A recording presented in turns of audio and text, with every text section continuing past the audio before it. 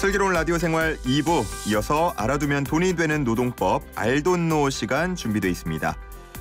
직장 내 괴롭힘 금지 제도가 도입된 지 벌써 3년이 됐습니다. 그동안 어떤 일이 있었는지 알아보고요. 또 앞으로 어떻게 대처해야 할지에 대해서 이야기 나눠보겠습니다. 오늘도 소나무 노동법률사무소 김효신 노무사 함께합니다. 안녕하십니까? 네, 안녕하세요. 김효신입니다. 네, 반갑습니다. 자, 오늘은 이렇게 전화로 연결을 해봤고요. 네. 자, 오늘 주제가 직장 내 괴롭힘 금지 제도입니다. 네네. 벌써 도입한 지가 3년이 됐다고 하는데 최근에 3년 동안의 신고 건수를 분석한 내용이 공개가 됐다고 들었습니다. 어떤 내용인가요? 네, 맞아요. 그 직장 내 괴롭힘 금지가 이제 시행 3년이 됐는데요. 사실 다음 주가 돼야지 3년이거든요. 그래서 고용노동부에 3년간 이제 접수된 신고건이 약 2만 400여 건이라고 합니다. 2만 400여 건이요? 네네, 굉장히 많죠. 예. 그래서 네, 이 가운데 한 7,900여 건이 취하가 됐고요. 네. 9,200건 정도는 기타로 처리됐다고 해요. 그래서 이 기타가 뭐냐라고 이제 봤더니만 기타로 분류한 사건은 법 적용 제외와 법 위반 없음이 대부분이라고 우리 이제 더불어민주당 윤건영 의원실을 통해서 직장갑질 119가 확보해서 발표한 자료가 그렇습니다. 그렇군요. 네. 2만 400여 건이 접수가 됐다, 신고가 됐다는 것도 놀라운데 네. 그 가운데 7,900여 건이 취하고 9,200건 정도가 기타로 분류가 됐다 그러면 한 17,000건 정도가 되는 것 같습니다. 그렇죠. 대부분이 17,000건 정도가 그냥 취하되거나 기타로 분류가 됐다. 기타로 분류됐다. 네. 그렇군요. 실제는 한 8,000여 건 정도가 좀 자세히 짚어봐야 될 것 같은데 앞서서 이제 기타가 법 적용 제외, 법 위반 없음이라고 하셨잖아요. 네, 맞아요. 9,000여 건이나 된다. 좀 많게 느껴지는데 이걸 어떻게 이해해야 됩니까? 사실 이제 직장 내 괴롭힘 금지법이 모든 사업장에서 다 적용되지는 않아요. 이게 그래서 이제 상시 근로자 5인 미만 사업장에서는 적용되지 않거든요. 그래서 이게 법 적용 제외로 들어간 거예요. 근데 이제 사실 이제 5인 이상 사업장이라고 하면 우리가 직장 내 괴롭힘 금지 조항은 회사의 자체 해결을 도모하도록 법이 구성돼 있어요. 근데 그래서 회사에 신고해서 이제 자체적 해결 방안을 모색하거나 그마저도 이제 여의치 않으면 노동부 신고를 통해서 이제 구제받을 수 있는 길을 열어놨지만 5인 미만 사업장에서는 적용이 안 되다 보니까 괴롭힘이 거의 방치되다시피 하고 있거든요. 그래서 신고하더라도 5인 미만이면 조사할 수가 없으니까 법 적용 제외라고 그냥 사건을 종료시켜 버리는 겁니다. 그렇기 때문에 법 위반 없으면요, 이제 노동부로 신고된 사건이 우선 회사가 법과 사내 규정에 따라서 신고 사건을 명확히 처리했다고 이제 인정된 경우에는 이제 사내 해결이 되었다고 보고 종료하는 거거든요. 그렇군요. 네. 근데 적으면 적을수록요, 그 가운데에서 괴롭힘을 당한다 그랬을 때 굉장히 고통이 심할 것 같거든요. 맞습니다. 그러면은 이런 5인 미만 사업장에서의 직장 내 괴롭힘은 그냥 보고만 있어야 되는 겁니까? 이게 상당히 이제 애로사항이 많은 것 같아요. 이제 아까도 우리 아나운서님께서 말씀하셨지만 소수가 있으면 완전히 친하던가 아니면 그중에 정말 진짜 괴로운 경우들이 있을 수 있잖아요. 그런 경우 때문에 좀 곤란한 경우인데 이게 직장 내 괴롭힘 금지 조항을 살펴보면 직장 내 괴롭힘이 발생하면 당사자 간 분리, 그다음에 조사 및 피해자 보호 조치, 그다음에 가해자에 대한 징계 조치 등을 이런 것들을 규정해 놓고 있어요. 그래서 이거를 실시하려면 사실 일정 수준 이상의 인사노무 관리 역량이나 그다음에 전담자, 그다음에 또 공간적 여유들이 있어야 되죠. 근데 5인 미만 사업장에 사실 이런 것들이 지켜지기 힘든 측면이 많이 그렇죠. 분리를 하려고 해도 분리할 수가 없으니까요. 네, 그렇죠. 그래서 이제 노동부에서 이제 발표하기는 이런 영세 사업장의 여건하고 특성을 감안할 수밖에 없다. 그래서 우선은 사업주 인식 개선하고 건전한 직장 문화 수립을 위해서 노동법 교육을 하고 기초 노동 질서를 홍보, 지도, 감독을 강화하겠다. 그다음에 교육이나 컨설팅을 우선 지어야 할 계획이다라고 이렇게만 발표된 상황입니다. 물론 인식 개선, 문화 수립, 교육 이런 거 다 중요하고 애써주시는 거 알고 있습니다만 정말로 5인 미만 사업장에서 고통받는 분들에게 실질적인 도움이 될지 좀 우려스럽기도 합니다. 네, 맞습니다. 이게 조금 그렇습니다. 자, 노동부로 직장 내 괴롭힘 신고 사건이 접수되면 일반적으로는 어떻게 처리가 됩니까? 네. 아까도 간단하게 말씀드렸는데 이 직장 내 괴롭힘 금지는 사내 해결의 원칙을 두고 있어요. 예. 그러니까 지금 이제 직장 내 괴롭힘을 당한 분이 노동부에 이제 신고를 하게 되면 이때 노동부는 우리 회사 사업장 소재지 관할 노동청에 신고하시는 거거든요. 네. 거기가 이제 신고가 접수되면 담당 근로감독관이 배정이 돼요.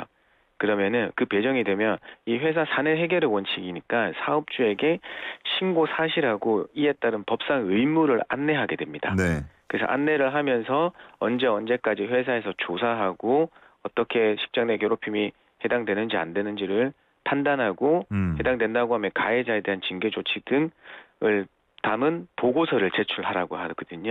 예. 그래서 그 이행을 지도한다고 해요. 그래서 이행을 지도하게 됩니다. 네, 그래서 이제 뭐 당사자 취하 등으로 조사가 불가능한 건을 제외하고는요, 전부 조사를 통해서 뭐 시정 지시를 하고 뭐 사용자 조치를 강제하고 과태료 부과 등을 통해 처리하게 되거든요. 예. 네, 그다음에 그 형사 사건으로 이제 검찰에 송치하는 거는 그 신고하신 분한테 그 신고했다는 이유만으로 불이익한 조치들을 할 수 있잖아요. 예. 그 불이익한 조치가 확인되면 이제 법 위반이 되는 거니까 그거는 근로기준법 위반으로 검찰에 기소 의견으로 송치하게 됩니다. 직장 내 괴롭힘을 신고했다는 이유로 보복 네. 조치가 이루어질 경우에는 그렇죠. 형사 사건으로 검찰에 송치가 된다. 맞습니다. 네.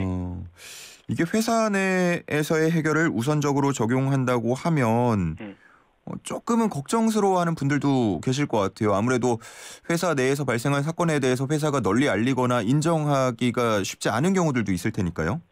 예, 맞아요. 그래서 노동부 문을 많이 두드리거든요. 사실 우리가 대기업이나 조금 규모 이상의 기업 같은 경우에는 외부 전문 인력에게 위탁을 해서 사건을 조사하게 하거나 아니면 내부적으로 전담 인력들을 이제 교육받은 전담 인력을 배치해서 조사해서 해결하는 방법을 취해서 외부로 이렇게 그 신고가 들어오거나 하는 경우들이 거의 없지만은 30인 미만이나 이렇게 적은 규모의 그 사업장에서는 이렇게 역량이 없다 보니까 사내에서 뭔가를 하더라도 불신만 쌓여가거든요. 예, 그러니까요. 그래서 노동부에 신고하는 건들이 그렇게 신고되는 건들이 좀 많습니다, 요즘에.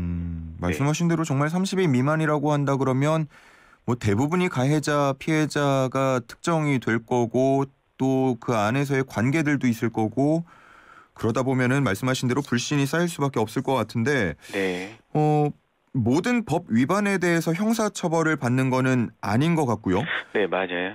검찰에 넘겨진 사건이 0.7%에 불과하다라고 보고가 된 건가요? 네, 맞아요. 이게 그래서 법 형사처벌이 너무 그 미미하다 이런 이제 지적들이 나오고 있는데 이제 노동부에서 이제 얘기하기로는 사실 이제 근로기준법상에서 형사처벌할 수 있는 조항은 그 신고 등을 이유로 한 불이익 처우 금지 조항을 위반했을 때만이다.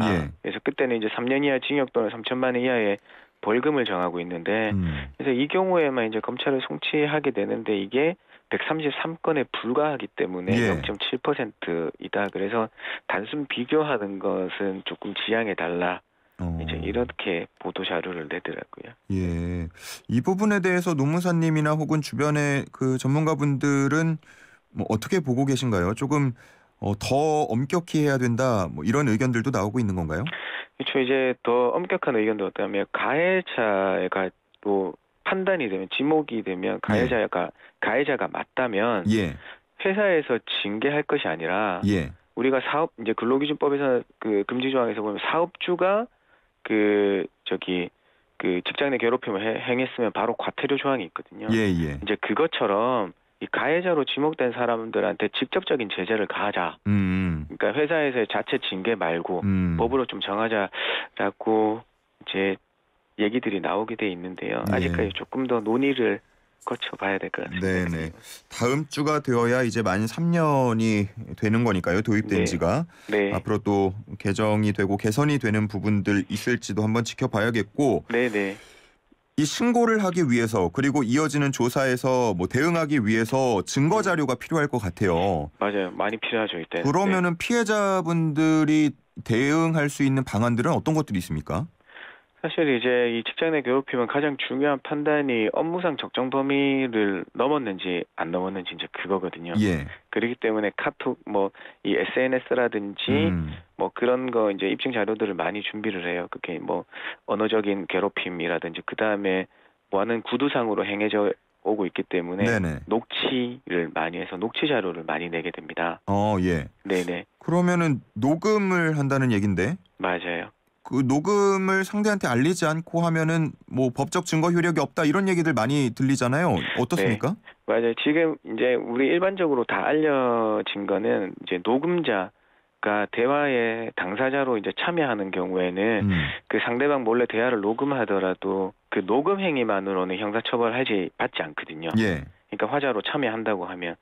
근데 사실 이게 뭐 그런 형사 녹음 행위로 해서 형사처벌 받는 거하고는 별개로 그 이런 방법, 그러니까 몰래 녹취를 해서 그 녹취 자료를 사용하는 거하고는 다른 문제거든요. 사용한다. 그렇죠. 어떤 의미죠? 그래서 이제 이런 몰래 녹취한 자료를 제3자에게 배포하게 되거나 예. 뭐 이런 경우에는 이제 개별적 사안에는 다를 수 있는데 그 안에서 그걸 하는 행위들 과정에서 뭐 그 사람의 명예를 훼손하거나 아니면 사실이 아닌 내용도 들어가 있는 경우에는 예. 사실 형사처벌이 있을 수도 있고 민사상 손해배상을 발생할 수도 있어가지고 주의를 할 필요가 있거든요. 그러니까 만약에 내가 네. 피해자다라고 했을 때 네. 녹음을 하고 나서 그 피해 행위를 네. 가해 행위를 녹음을 하고 동료한테 야 이거 봐봐 이거 들어봐봐 나 이렇게 정말 스트레스 받고 힘들어라고 보여주거나 들려주거나 하면은 그거는 이제 문제가 될 수 있다라는 말씀이신 거죠? 그렇죠. 이제 그 과정에서 이제 그분한테 이제 얘기해서 내가 괴롭힘을 당하고 있다는 자체를 알려주는 것을 넘어서서 예.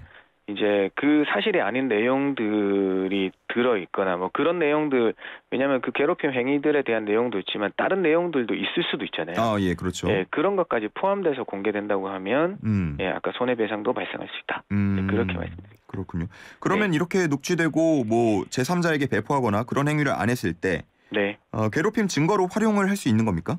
그쵸. 이제 활용을 하게 되고 어떤 우리가 이제 법정용어로 위법성을 초각한다는 얘기들을 많이 하는데요. 예. 아까도 말씀했지만 뭐 형사상 처벌도 받을 수 있고 불법 행위로 해당돼서 손해배상을 할 수도 있는데, 근데 그 사회 이게 이런 행동들이 사회상규상 위배되지 않는 행위로 또 판단되고 인정된다고 하면 이게 민사상 손해배상 책임에서 부담에서 벗어날 수 있어요. 그러니까 이런 동의 없는 그 녹음이 위법하지 않는다고 지금 판단하는 기준 몇 가지를 알려드리면은, 예.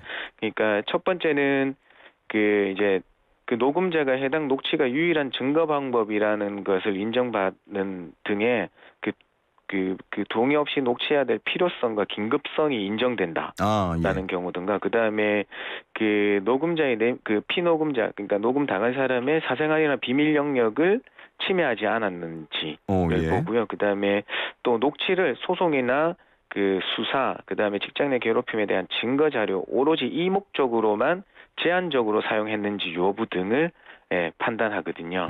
그래서 요 세 가지 요건들을 판단하셔가지고 여기에만 잘 지켜주신다고 하면 네, 사실 증거로서 활용하셔도 되고, 아까도 말씀드린 뭐 그 음성권 침해라든지 뭐 사생활 비밀 자유 침해하는 그런 내용들은 없을 거거든요. 예. 그래서 이걸 왜 말씀드리냐고 하면 어떤 사건이 조사되기 시작하면 그 조사위원회에다가만 제출하면 되는데 그걸 가지고 어디 올리신다거나 뭐 다른 일들을 막 하시는 경우들이 있거든요. 그런 경우들은 지양을 해주셔야 돼요. 그러니까 너무 힘드니까 사실은 탈출구가 필요하거나 그래서 뭐 인터넷에 해당 글이나 녹취를 올리거나 이런 경우들도 있을 수가 있는데 그런 것들은 주의할 필요가 있다라는 말씀이신 것 같고. 맞습니다. 그런데 이런 녹취도 없다. 예를 들어 뭐 증언만 있다. 이런 경우에는 인정되기가 어려운 겁니까? 아니요. 그 항상 이제 이 직장 내 괴롭힘의 경우도 성희롱에 대한 판단 기준하고 거의 유사하거든요.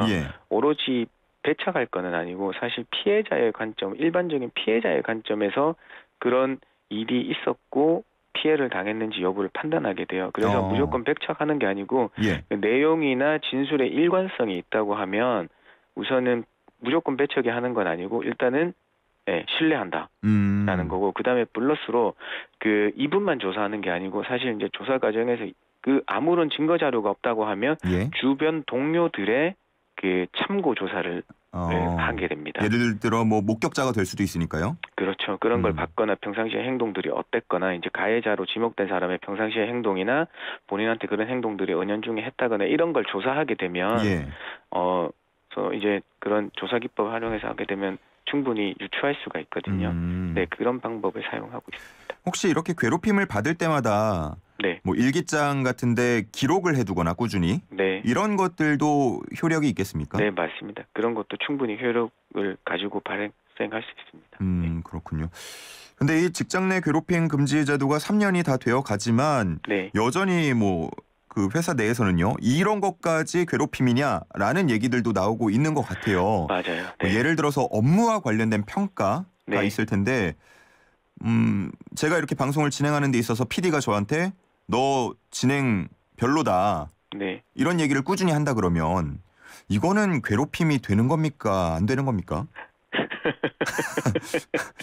너무 공개적으로 예. 여쭤봐서 제가 요거는 단답형으로 말씀드리기는 어렵고요. 예. 그러니까 이게 업무상 적정 범위를 넘었냐는 걸 가지고 판단을 하면 될 것 같아요. 사실 직장 내 괴롭힘의 판단 요소는 3가지거든요. 그 우의성, 그다음에 두 번째는 그 업무의 적정 범위, 그다음에 세 번째는 신체적, 정신적 고통 발생 여부거든요. 그 첫 번째, 세 번째는 사실 이제 말씀하셨으니까 해당된다고 보고 두 번째가 제일 중요한 거예요. 예.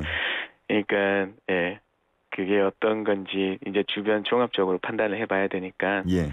지금은 맞다 아니다라고 말씀드리기 어렵습니다. 아, 역시나 또 사안마다 조금 더 면밀히 들여다볼 여지가 있다. 맞습니다. 라는 네. 말씀이시네요. 혹시나 우리 청취자분들 오해하실까봐 네. 저희 PD가 직접 그런 얘기를 실제로 한 건 아닙니다. 네. 저희 PD랑 친하고요. 워낙 친해서 네. 가끔은 이렇게 칭찬을 많이 해줍니다. 네. 그렇습니다.